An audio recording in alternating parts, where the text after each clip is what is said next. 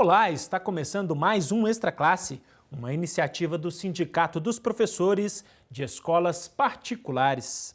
O programa de hoje traz uma entrevista sobre a saúde do trabalhador. O assunto foi discutido durante seminário realizado em Belo Horizonte nesta semana, que reuniu diretores de sindicatos, pesquisadores, representantes do judiciário e do setor público. E quem está aqui conosco para falar sobre este assunto é Lívia Borges, professora do curso de Psicologia da UFMG e coordenadora do Laboratório de Estudos sobre Trabalho, Sociabilidade e Saúde. Olá, professora, seja bem-vinda, é um prazer recebê-la aqui em nosso programa. Olá, muito obrigada pelo convite, pela apresentação. Certo, professor, antes de iniciarmos essa nossa conversa sobre a saúde do trabalhador, eu gostaria que a senhora nos dissesse, como pesquisadora, do sentido do trabalho, qual o significado que o trabalho tem hoje na vida das pessoas atualmente? O trabalho, desde que vivemos sob o sistema capitalista, o trabalho tem, de fato, um papel estruturante na vida das pessoas, não é? É responsável por criar uma condição de dignidade, não é? De sobrevivência também, de sustento econômico e de vários outros sentidos. Perceba que sentido e significado é criado subjetivamente na relação das pessoas com sua vida, com os acontecimentos do dia a dia, e com o trabalho é do mesmo jeito, não é? O significado é construído à medida, os diferentes significados à medida que trabalha, que se relaciona com as outras pessoas do ambiente de trabalho, com a organização, quando é o caso de se tratar de emprego, não é? Então, os significados também são muito diversos, as profissões são diversas. Imagine, na atualidade, a gente tem uma situação extremamente complexa de um número infindável de ocupações, de profissões, de cargos, não é? Consequentemente, as circunstâncias e situações vividas pelas pessoas também são muito diferentes, além de que os significados atribuídos ao trabalho, eles começam a ser forjados na socialização básica, na família, não é? Enquanto pai, enquanto mãe, as pessoas esquecem que também passam uma imagem sobre o que seja o trabalho, não é? Certo. Nesse sentido, professora, qual leitura a senhora faria do mercado de trabalho brasileiro em termos de condições sobre a saúde do trabalhador? O mercado de trabalho hoje no Brasil, ele tem ofertado condições seguras para a saúde do trabalhador? Qual análise a senhora faz?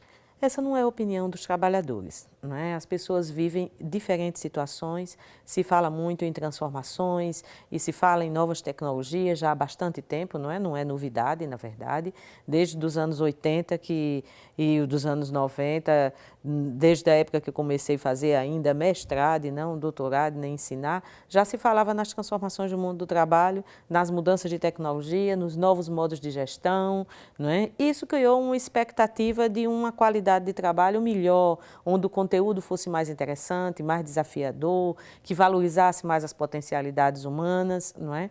Mas, no entanto, não é essa a vivência em geral dos trabalhadores. A maioria dos trabalhadores falam ainda e relatam situações onde eles vivem, ora, trabalhos ainda muito repetitivos, outros quando tem acesso a um trabalho onde ele pode utilizar mais a sua criatividade, relatam situações de extrema pressão, de metas superdimensionadas, não é? E de dificuldades, às vezes, de articular com outras atividades que também são cobradas deles. Certo. Agora, professora, sobre a saúde psíquica do trabalhador, quais são os principais transtornos mentais aí, pesquisados pela senhora, constatados pela senhora, e que são decorrentes, né, do ambiente profissional? Justamente como eu estava falando, que a variedade de ocupações e de cargos na atualidade é muito grande e a diversidade também das condições de trabalho também é muito grande. O que é com má condição num lugar pode não ser no outro e vice-versa, não é? Dependendo daquilo que você vai de fato executado, daquilo que você vai ser cobrado. E justamente por isso, as alterações que as pessoas apresentam também são muito diversificadas.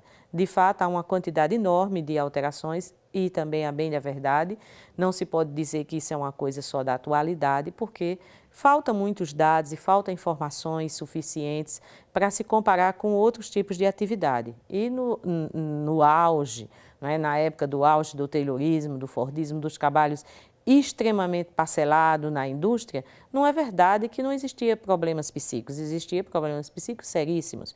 O problema é que também, geralmente, como em países como o nosso, que contávamos com um exército de reserva muito grande, as pessoas, antes de apresentar problemas maiores, eles eram demitidos. Então, isso, vamos dizer assim, dissimulava a relação do trabalho com os problemas psíquicos, não é? Sim. É tanto que durante a década de 80 houve um debate acadêmico muito grande sobre o que é que realmente acontecia, se era o trabalho que causava distúrbio ou se eram os distúrbios que levavam as pessoas a perder o trabalho, não é? E a maioria dos estudos apontou na direção que o que prevalece é o trabalho provocando os distúrbios, não é? Ou desencadeando, ou levando as pessoas a apresentarem determinados sintomas, não é? Acho que talvez valha a pena a gente fazer uma analogia com a saúde corporal, porque os problemas, quando eles são orgânicos, eles são muito mais visíveis. Então, quando as pessoas apresentam um problema orgânico concreto, o que é que acontece geralmente no ambiente de trabalho e o que é que nós cobramos das organizações? O que nós cobramos da organização é que tenha condições físicas que permita que as pessoas, mesmo com alguma deficiência física ou com alguma doença crônica, consigam realizar suas atividades. Mas quando as pessoas apresentam alterações psíquicas, acontece o contrário. Geralmente eles são tratados assim, o problema é seu, resolva. Sim. Não é? E como se ele tivesse a obrigação necessariamente de superar aquele problema para poder se adequar ao trabalho, quando na verdade deveria ser o contrário, até porque os diversos trabalhos, as diversas ocupações foram criadas por nós, seres humanos, não fomos? E se nós criamos os trabalhos, as organizações, etc., nós podemos recriá-las para se adequar mais ao ser humano. Certo, professora, eu vou convidá-la para assistirmos a uma reportagem feita por nossa equipe sobre esse assunto e logo em seguida a gente volta a conversar, vamos lá? Uhum. A saúde dos trabalhadores brasileiros precisa de cuidados. De acordo com o Anuário da Previdência Social, o Brasil é o 4º país do mundo quando o assunto é acidente de trabalho. Só em 2009, foram mais de 723 mil ocorrências, responsáveis pela morte de quase 2.500 trabalhadores. Estima-se que a cada 3 horas e meia morre uma pessoa no trabalho. Os números são alarmantes e retratam o descuido de boa parte do empresariado com as normas de segurança e com a saúde dos trabalhadores. Dirigentes sindicais, representantes do Ministério do Trabalho e do Judiciário participaram de um seminário em Belo Horizonte que discutiu a saúde do trabalhador. Andresa do Valle é representante do Sintel e trouxe para o seminário o debate sobre as questões relacionadas à categoria. Andresa, quais são os principais problemas, que hoje os telecomunicadores sofrem? Bom, basicamente parte da pressão sofrida no ambiente de trabalho. E ela se manifesta de várias formas. Pressão que o trabalhador sofre pelo supervisor, pelo coordenador, que o impede de ir ao banheiro, muitas vezes acompanha o trabalhador até o banheiro, que está caracterizando um assédio moral, o descumprimento, o desrespeito da NR 17, que é a norma regulamentadora 17, seu anexo 2, que ela é específica para operadores de telemarketing, que garante a jornada de trabalho, as pausas que não são cumpridas pelas empresas, enfim, tem a questão da exposição, quando o trabalhador não consegue alcançar a meta, então ele vira motivo de chacota para toda a equipe. Existem várias formas de pressão e de assédio moral praticado pelas empresas de call centers. Existe a grande dificuldade de caracterizar por quê. O trabalhador sofre a pressão, entra no quadro muitas vezes depressivo, pessoas que desenvolvem síndrome do pânico, agorafobia, entre outras fobias psíquicas. O trabalhador busca a previdência social, tentando o afastamento para fazer o seu tratamento e não consegue. O seminário teve o objetivo de apurar as causas e repercussões sobre os acidentes e doenças do trabalho. O grande papel do Ministério do Trabalho, inclusive como organizador, junto com o Fórum Popular Sindical de Saúde do Trabalhador, o objetivo é exatamente que os sindicalistas compreendam cada vez melhor o papel de cada órgão e saibam, inclusive, encaminhar da maneira mais adequada possível as suas demandas para que tenha uma resolução mais rápida. O fórum também teve como um ponto alto, que é mostrar o que várias entidades sindicais hoje já fazem na luta em favor dos trabalhadores. Assim passou o Marreta, o Sindicato da Construção Civil, dos Trabalhadores da Construção, o Sindialetos, vários metalúrgicos, vigilantes, mostrando o que é que cada um já faz e como é que eles construíram essa estrutura dentro das suas entidades, para que permitindo que outras entidades também possam construir esse espaço dentro da sua entidade para poder atuar na defesa dos trabalhadores. De acordo com o Ministério da Saúde, cerca de 200 patologias estão relacionadas ao trabalho. A cada 100 trabalhadores da região sudeste, por exemplo, um é portador de LER.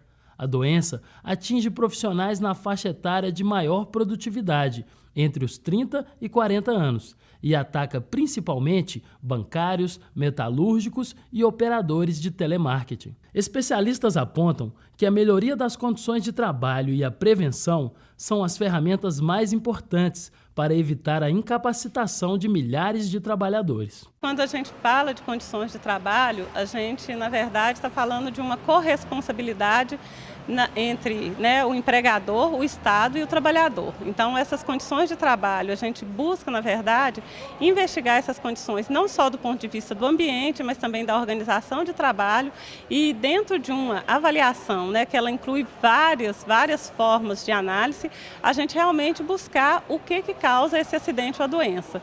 Porque, como nós sabemos, o acidente, a doença, ela tem uma história, Essa ideia que é uma fatalidade, que é algo que não poderia ser evitado, na verdade, ela cai por terra quando a gente passa a investigar essas condições reais de trabalho. A Procuradoria hoje, ela vem propondo essas ações contra esses empresários que dão causa a esses acidentes, uma vez descumpridas as normas de higiene e segurança do trabalho. Então, a nossa fala aqui hoje, ela se restringe a levarmos para o povo mineiro de um modo em geral e para a classe trabalhadora, a importância desse trabalho, porque esse trabalho, ele não é, o INSS, ele não quer tão somente ir lá e buscar do empregador o que ele paga para o trabalhador em razão do acidente. Na verdade, o que é que se busca? É uma prevenção. Agora, professora, por quais motivos os números de acidente de trabalho ou de adoecimento do trabalhador ainda são tão elevados no Brasil, como nós vimos aí na reportagem?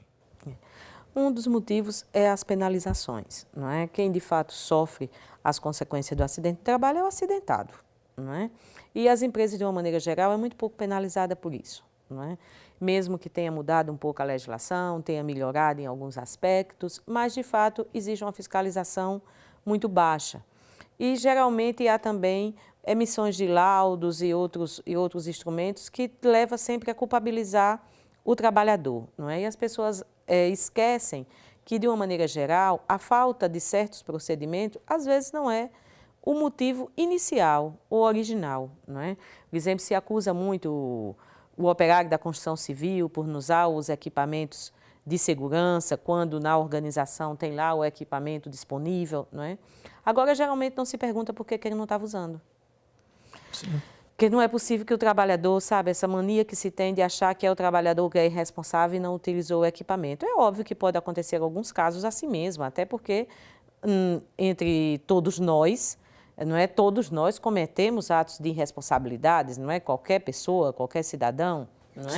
Uma vez ou outra você comete um deslize, isso é possível de acontecer. Mas essa atribuição permanente de que é sempre o trabalhador que não usa o equipamento, esquece de questionar por que ele não estava usando. E na maior parte das vezes ele não estava usando, não é por uma deliberação pessoal ou por uma indiferença do próprio trabalhador, mas é porque foi solicitado dele fazer algumas atividades em que o equipamento era um problema. Nem sempre o equipamento apresenta as características adequadas, características que de fato ajudem o trabalhador a realizar a sua atividade e a pressão que é exercida em cima das metas, em cima de atingir os índices de produtividade esperado, etc., leva muitas vezes o trabalhador a abrir mão de usar o equipamento de segurança. E não só o equipamento da construção civil, porque a senhora já pesquisou essa categoria, E não só o equipamento individual, mas inclusive o equipamento coletivo. Às vezes ele sabe que está faltando o equipamento coletivo, mas ele tem um prazo para terminar. E existe uma pressão dentro da organização. E raramente é aceitável que ele deixe de fazer a tarefa porque não tem o equipamento de segurança.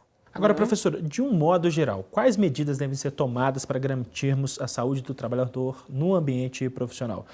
por exemplo, um ambiente de trabalho democrático, em que os trabalhadores podem opinar e têm liberdade para fazer isso, favorece nesse sentido? Quais outras medidas podem ser encaminhadas? Sem dúvida, um ambiente democrático, onde as pessoas podem participar, onde as pessoas podem apresentar suas queixas, onde as pessoas podem reclamar, sem dúvida é um ambiente mais saudável e que vai diminuir tanto a incidência de acidente como vai diminuir outras alterações psíquicas, muito provavelmente.